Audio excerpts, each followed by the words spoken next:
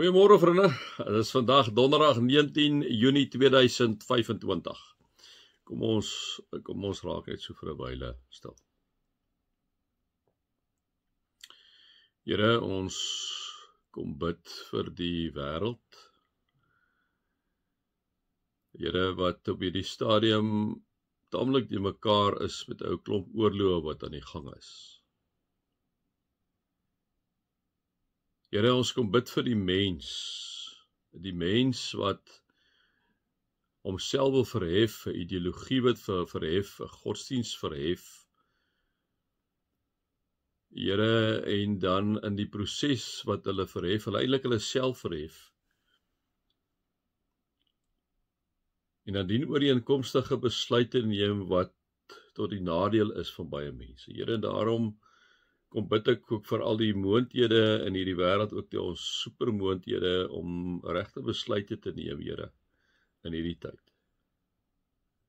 Ons kom vra vir die verwysheid en insig in hierdie tyd, Here, waar baie goed op 'n mespunt balanseer. Vader, baie dankie dat ons met alles na U toe kan kom en vir U kan vra om vir ons by te staan. Amen. Vriende, mag daar vir julle genade en vrede en oorvloed wees, omdat julle God ken, Jesus ken en die Heilige Gees ken. Vriende, ja, ons is nog steeds hier in Spreuke 28, gister 'n bietjie stil gestaan, as 'n heerser verstandigheid kort kom, is daar baie verdrukking, het 'n bietjie met julle daaroor gepraat, en dan gaan hy aan, vriende, soos julle nou weet, gaan ons nou maar aan, en kyk ons waar ons vashak. 'n Man wat moord op sy gewete het, moet op die vlug bly tot sy dood toe. Niemand moet hom help nie. Dit is amazing wat die spreekdigter sê, né? 'n Man wat moord op sy gewete het, moet op die vlug bly tot sy dood toe. Niemand moet hom help nie. Gaan ons aan. Wie 'n eerbare lewe lei, sal hulp ontvang.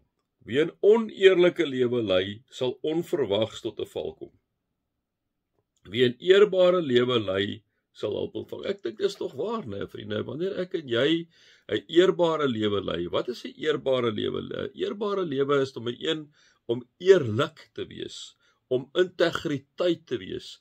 Jou woord is jou eer.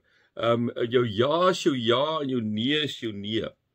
Mense weet waar hulle met jou staan. Jy sê nie die een ding en doen die ander ding nie. Dit is 'n eerbare lewe. Nou kom sê, wie 'n eerbare lewe lei, sal hulp ontvang. Dit is interessant tog, wanneer iemand weet jy so 'n persoon, jy word baie makliker gehelp, né? Want daai persoon weet wie jy is en wat jy is en waarvoor jy staan. En daarom is dit belangrik dat ek en jy baie mooi sal kyk dat met hoe ons met ander mense praat en wat ons vir ander mense sê, dat ons nie, liewe vriende, die een ding sê en die ander een doen, of die een ding doen en die ander ding sê nie. Dit is verskriklik belangrik, want hy net die volgende sinsnede sê, hy wie 'n oneerlike lewe lei, sal onverwags tot 'n val kom. Want wie trek oneerlike mense? Wie trek dwaase mense? Hulle trek mede dwaase mense. Hulle trek ander ouens wat weet, hulle waardesisteem is oneerlikheid, onverstandigheid, integriteitsloosheid. So hulle weet, dit is die crowd waar hulle speel.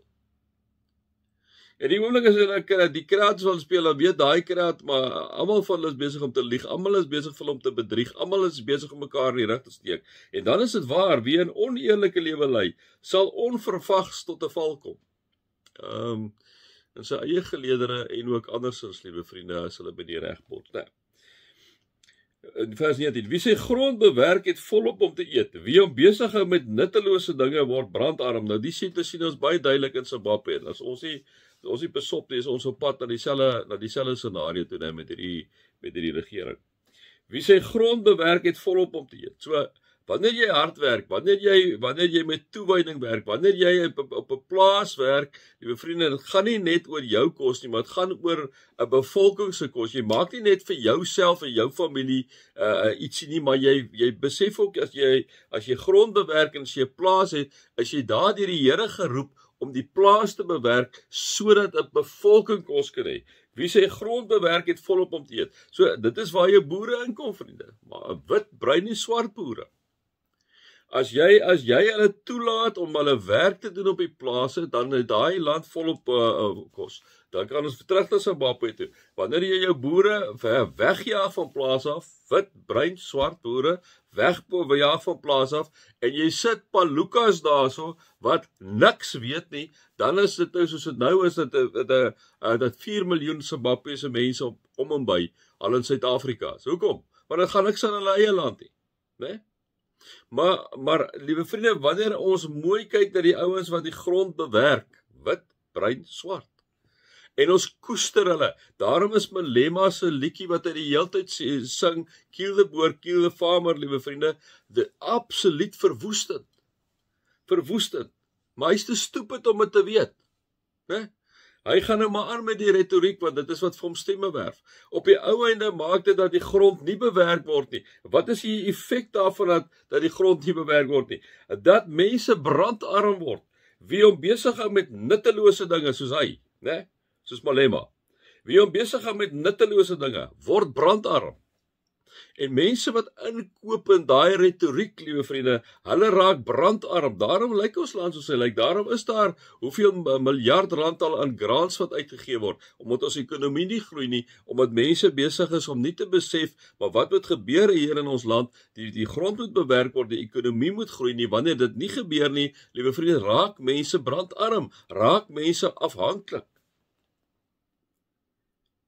Wie sy grond bewerk, gaan dit oor grond, maar dit gaan ook, liewe vriende, wie oordentlik kyk na sy ekonomie, wie besig is om werk te skep. Die oomblik wanneer dit daar is, dan skep jy werk, liewe vriende, dan is daar volop om te eet. Maar die oomblik wanneer jy jou besig hou met ideologiese goed, met nuttelose dinge, wanneer jy die hele tyd besig is om partypolitiek te speel, terwyl jy moet sorg vir die mense, jy is besig met nuttelose dinge, word almal brandarm. Daarom moet ek en jy in hierdie land van ons gedurig bid, op ons knieë wees, vriende. Ek en jy het 'n verantwoordelikheid om hierdie regering, liewe vriende, met alles wat daarmee saamgaan, die heeltyd voor God te bring. Dit is my en jou werk. En verder is my en jou werk, liewe vriende, om die heeltyd te praat oor hierdie dinge, en wanneer jy by die stembus is, reg te stem. Wie sy grond bewerk, het volop om te eet.